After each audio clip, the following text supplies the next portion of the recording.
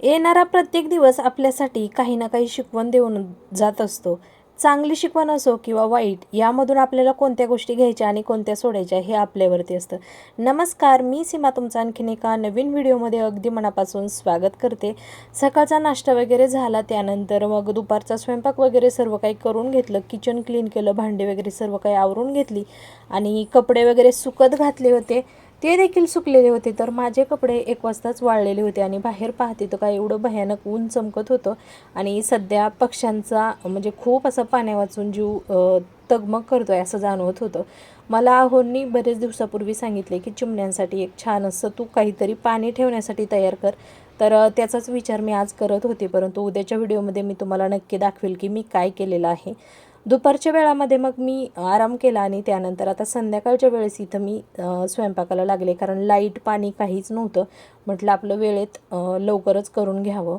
आणि पिल्लूला आज काहीतरी वेगळं खायचं होतं आणि वेगळं खायचं म्हटलं की मला थोडंसं टेन्शन येतं आहे. तर मग मी आज थोडीशी वेगळी शक्कल लढवली. तर म्हटलं चला छान असा काहीतरी वेगळा बेत करूया. तर इथं मी पहिले तर गूळ फ्रीजमधून काढून घेतला. मी फ्रीजमध्ये गूळ का ठेवते तर तो व्यवस्थित राहतो आणि जास्त गूळ जर आणलेला असेल आणि सेंद्रिय गूळ असेल तर तो लवकर खराब होण्याची शक्यता असते. जर आपण फ्रीझरमध्ये ठेवला तर तो छान राहतो आणि कापता देखील मस्त येतो. तुम्ही पाहू शकता अगदी मस्त असा इथं गूळ कापता येतो एकसारखा. आता सर्व गूळ मी या ठिकाणी लगेचच कट करून घेते.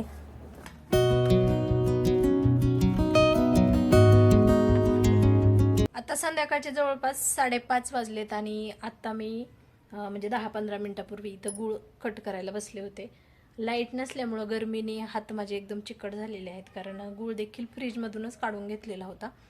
तर आता इथं गूळ मी पूर्ण 1 किलोची ढेप आता कट करून घेतली आणि ती ठेवून देणार आहे. एका डब्यामध्ये स्टोअर करून ठेवायचं.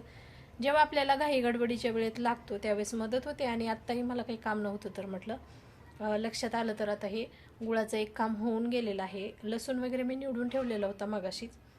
तर चला हा व्हिडिओ कंटिन्यू करा.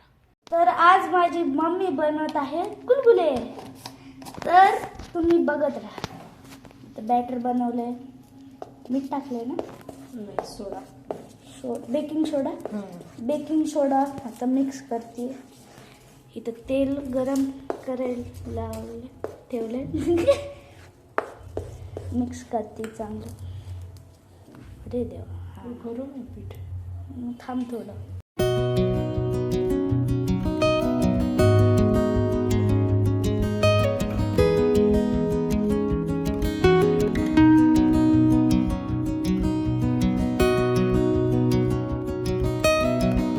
तर इथं मस्त गुलगुले बनलेत, मम्मीने बनवलेत, एकदम मस्त आहे. तुम्ही बी खायला या बघा. एकत्र जा. थोडेसे गुलाबजामुन सारखे दिसतात व्हिडिओमध्ये. एकदम मस्त सॉफ्ट आहे का नाही ते नाही माहिती, पण यम्मी. त्यानंतर मी लगेचच छान असा पुलाव बनवून घेतला. तर आजचा व्हिडिओ असा होता. कसा वाटला ते नक्की सांगा. जर तुम्हाला हा व्हिडिओ आवडला तर व्हिडिओला लाईक करा, शेअर करा, तसेच चॅनलला सबस्क्राईब जरूर करा. पुन्हा भेटू अशाच एका व्हिडिओसोबत. तोपर्यंत बाय.